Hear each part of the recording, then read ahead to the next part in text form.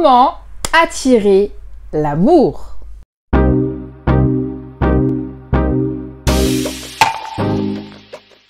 Bonjour à toutes et à tous, j'espère que vous allez bien. Je suis Nesrine, votre coach en amour et en développement personnel. Ah, l'amour, ce sujet fait couler beaucoup d'encre, mais a surtout fait couler beaucoup de larmes, pour ne pas dire beaucoup de sang. Nous sommes d'accord. Votre cœur ou votre ego a crié l'amour, a appelé l'amour, mais l'amour n'a pas répondu. Il a manqué à l'appel. Si l'amour ne vient pas à moi, eh bien j'irai à lui. Ne cherchez plus, j'ai mieux pour vous. On va l'attirer à soi. Attirer l'amour en étant soi-même l'amour, en devenant l'amour. Waouh! Mais qu'est-ce que ce charabia veut dire? Et sans plus tarder, rentrons dans le vif du sujet. Le mot amour peut avoir deux significations opposées. L'amour en tant que relation amoureuse et l'amour en tant qu'état d'être. Totalement différent. Dès l'instant où l'amour devient une relation, c'est une forme d'emprisonnement psychologique, car les partenaires vont projeter leurs attentes, leurs désirs, leurs fantasmes, leurs demandes, leurs frustrations, leurs babouches sur l'autre. Lorsque l'ego est impliqué, il y a forcément une bataille pour le pouvoir. L'amour en tant que relation s'enferme dans des attentes, dans des frustrations, dans des désirs. Il n'est pas libre.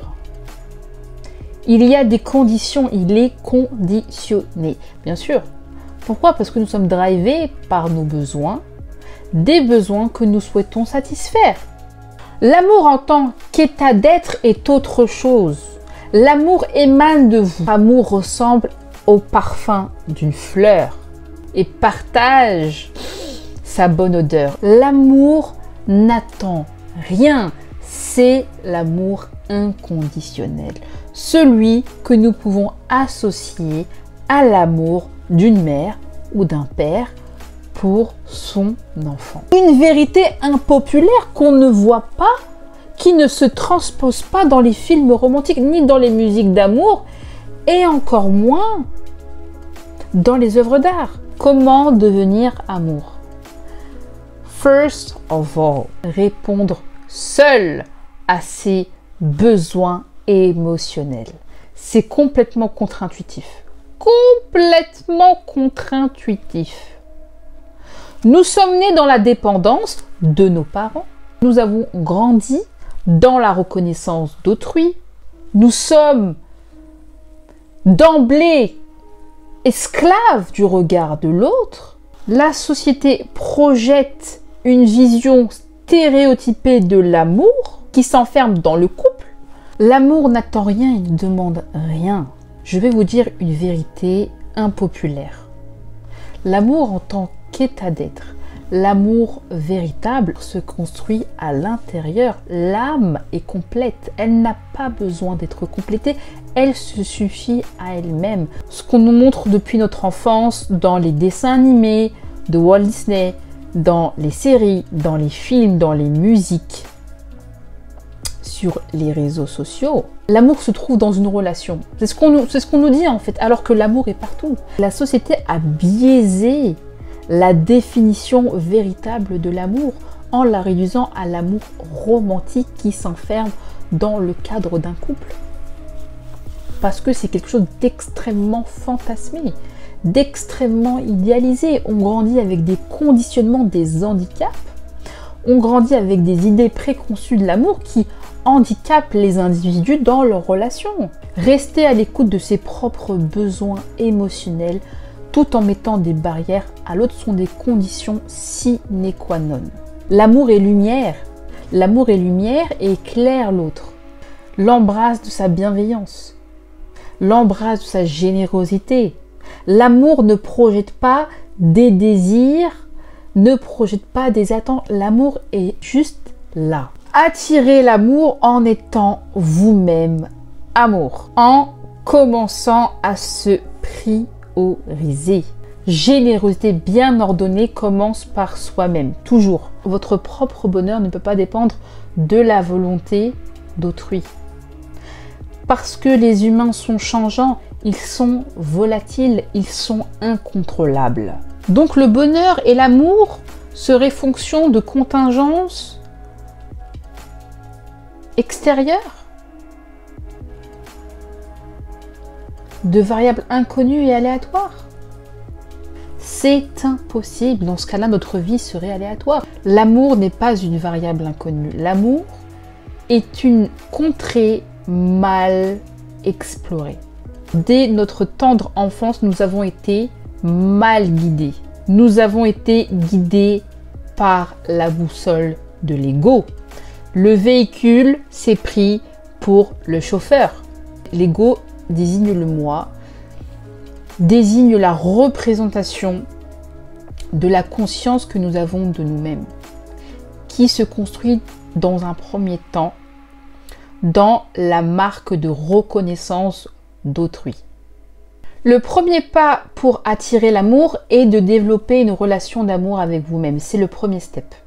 Et ça commence par un discours intérieur, indulgent, bienveillant envers soi-même. Les relations que nous entretenons avec les autres ne sont que des miroirs de la relation que nous entretenons avec nous-mêmes.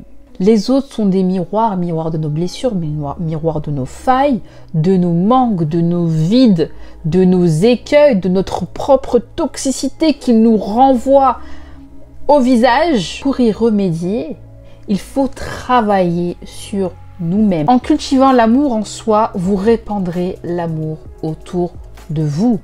L'abondance crée l'attraction. L'abondance crée l'attraction alors que le manque provoque la répulsion. Par la force d'un dialogue intérieur puissant, indulgent, éclairé, bienveillant, positif, enthousiaste, plein d'espoir, vous faites épanouir la fleur de l'amour. Votre discours intérieur dirige vos énergies vitales. La manière dont on se réveille le matin est étroitement liée à la manière dont on se couche la veille.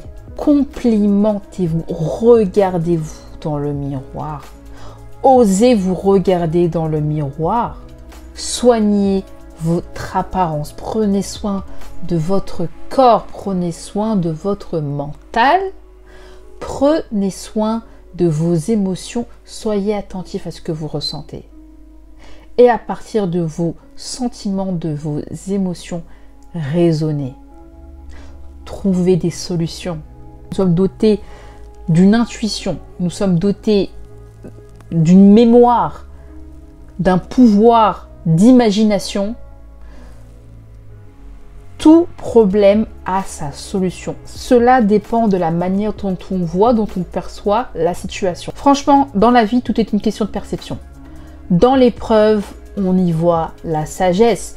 Dans les difficultés, on peut y percevoir des opportunités. Tout est une question de perception. Se détacher du regard de l'autre pour devenir amour, c'est-à-dire c'est une énergie qui vient de l'intérieur vers l'extérieur, il faut obligatoirement, impérativement se détacher du regard de l'autre.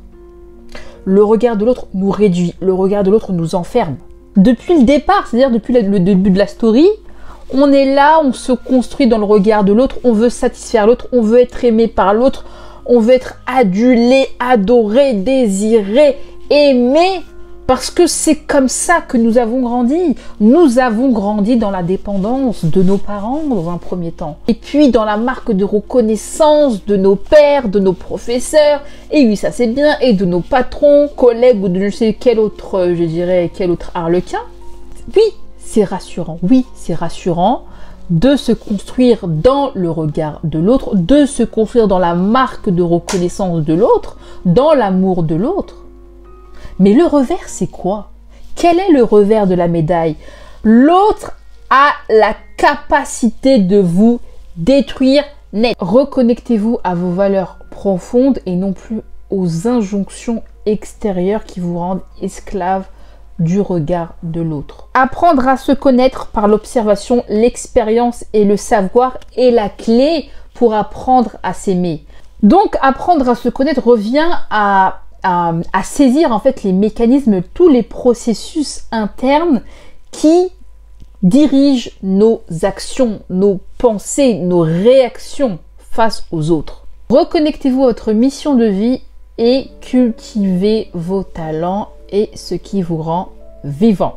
Vérité fondamentale, vos épreuves et vos blessures narcissiques sont les sources impérissables de votre mission de vie.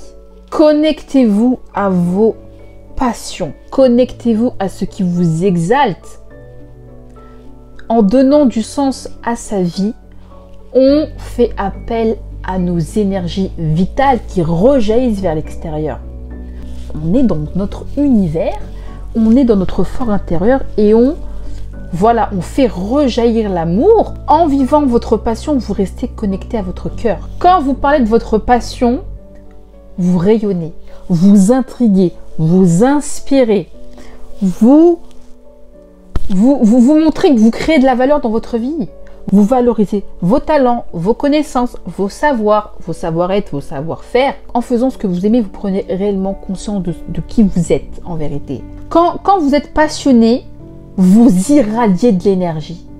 Quand vous êtes passionné, vous irradiez de l'enthousiasme et de l'énergie et les gens le sentent. Donc la passion est magnétique et nous ancre dans une phase d'intégration en vérité. En faisant ce que vous aimez, vous êtes déjà heureux, vous êtes plein de confiance en vous parce que vous excellez dans votre domaine de compétences, dans votre domaine, dans vos domaines de prédilection, parce que ça peut être pluriel. Vos émotions, vos pensées, vos énergies sont dirigées vers quelque chose de plus grand que vous. Vous devenez brillant, vous devenez autosuffisant, vous évoluez dans votre univers. Et c'est là qu'on voit que l'âme, en fait, se suffit à elle-même. Vous êtes aligné à vos valeurs profondes. Lorsque vous parlez de vos passions, vous attirez non seulement les autres par l'énergie que vous dégagez, mais également les gens passionnés par la même chose que vous.